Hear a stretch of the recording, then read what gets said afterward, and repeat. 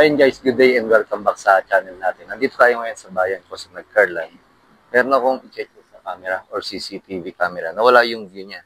Ngayon, pakita ko sa inyo yung step by step kung paano mag-troubleshoot ng CCTV camera. Halimbawa, na-encounter niyo yung ganito or nangyari to sa setup niyo ng CCTV camera. Pakita ko sa inyo kung paano dapat gawin yung step by step.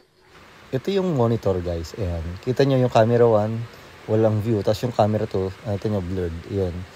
Useless yung camera kapag kaganyang ka-blurred. Kumbaga, sayang yung recording. Pag may kailangang makita sa playback, sayang din naman din makikita ng ayos. Yan. Inaayusin natin parehas. Bubuksan ko muna yung box na yun. Yung paglalagyan ng CCTV. Tapos, kailangan din natin ng multimeter. Yan. Yung multimeter, unasin muna natin itetest yung power supply niya. Kaya set muna natin to sa DC. Kasi yung CCTV is DC or direct current. Yan, ito. Bigyan natin sa 20 volts. Okay natin. Kailangan may marid tayo na 12 volts. Kasi minsan nawawala yung view ng camera dahil minsan sira yung power supply niya or kung hindi man, minsan naman are corroded na yun niya. Yun muna yung unang check kung consistent ba o meron ba siyang supply na 12 volts. Ngayon, ito yung wiring niya, yung harness niya. Ito yung sa signal. Then ito naman yung power supply. Ito, malamang is yun, corrode na. Pero tetest din natin yan. Dapat may marid tayo dito na 12 volts kasi kung wala tayong mariread, may problema yung power supply niya. Pero tingin ko baka ito lang yung dahilan niya, nag-corrode lang. Sana ito lang, yan. Check mo natin. Ito, ayan guys. Nalimutan ko yung alligator clip ng aking multimeter. May polarity nga pala ito. Yung pula is yung positive, then yung black is yung negative. Yan. Lagay lang natin to. Kailangan may marid tayo na 12 volts. Yan. Set na siya sa 20 volts ng DC. Then yan. Tapos kabit natin ito dito sa black. Yan. Kailangan may read siya. Yun o.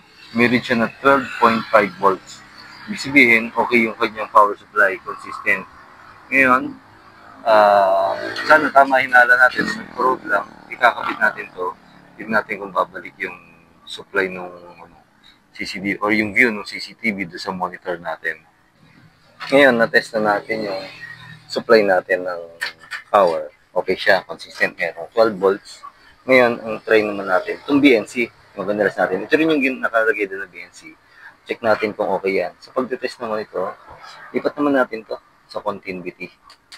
Yan, dito. Yan. Check natin kung meron siyang continuity. Lipat ko lang to sa multimeter dito, sa continuity. Yan, doon sa omega sign, doon sa ohms. Yan. Check natin kung positive. Ito, yung labas na yan, yan yung negative. Yung nasa loob ng pin, yun yung positive. Yan.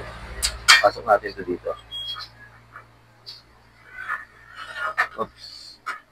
Yan. Tapos, yan natin sa positive, guys. Kailangan meron yan maririd or meron mag-beep sounds. Yun, wala. Ibig sabihin, may problema na rin itong ating connector. Kahit ilipat ko ito dito. Yan. Yun o. Hindi siya nag-beep sounds. Ibig sabihin nun, wala nang continuity ito. Kaya kahit i-connect natin yung wire dito, ano yan, hindi na gagana yung CCTV natin kasi hindi na dumidiretso yung 12 volts papunta sa camera. Kasi may problema itong BNC connector natin. Ito, tinaritan ko na siya ng BNC connector. Ito, polarity siya, yung positive, yung red, negative is yung black. Test natin. Gamit ulit yung multimeter natin. Dinalik ko na lang siya sa DC, yung multimeter natin. Tapos, nabanggit ko nga, positive yung loob. Yun. Kasi ikabit lang natin ito dito. Yan, dapat may read siya na 12 volts. Yun o, may read siya na 12 volts. Balik ko. Yan. Meron siyang 12.5. Ngayon, balik, ikabit natin siya doon sa CCTV camera. Yung connection nito. At kung wala pa, ang i-check naman natin yung signal niya. Ito yung signal. Yan, yung coaxial. Kasi huwag niyo munang i-consider na sira na yung camera. Hindi ko consider nyo sira agad yung camera, magpapalit kayo, kailangan check nyo muna itong mga connection niya. Voltage ba siyang pumapasok o yung sa signal niya. Yan. Pag ito wala pa, check naman natin yung signal. Yun. Tapos pagkatapos sa signal, okay naman lahat ng linya, tsaka natin yan yung camera. Ayan, balik tayo dito sa loob. Wala pa rin yung camera 1. Check naman natin yung sa niya, sa signal niya. Check natin do sa yung coax niya kung short ko lang to. Pagdidikitin ko lang para ma-check ko kung may continuity yung kanyang yung kanyang coaxial o hindi baga putol. Tapos yung mga BNC ito, check ko din or titignan din natin kung okay pa. Baka kasi yung BNC doon sa labas, yung nakakabit kay CCTV o sa camera is nag-corrode na. Yun. Yun, isa din sa dahilan yun pag nag-corrode. Ito yan, dikit ko lang or tinalihan ko lang ng wire para magdikit yung positive sa negative. Ma-check ko lang kung may continuity or buo yung wire.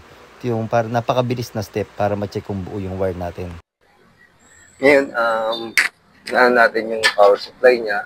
Tapos yun doon naman tayo sa signal niya. Doon sa coaxial kung buo ba yun. Nakita nyo, pinag-short circuit ko siya. Tapos, gamit yung multimeter, tetest natin kung may continuity yun. Kailangan, dikit ko yung kinabit ko sa multimeter yung positive tsaka negative ng signal. Mag-dip siya. Kaya nilipat ko ito sa continuity. Tapos lipat ko rin ito dito. Kailangan makakarinig tayo ng beep sound. Or pagka karoon siya ng beep sound, ibig sabihin, buo yung wire natin. Ayan. So guys, yung kanyang BNC connector, check lang natin kasi yun doon sa loob, naka-short circuit. Kailangan, yun, nag-beep sound. So yun, ibig sabihin, buo siya. Okay yung ating linya. Ngayon, tetest naman natin to si BNC connector.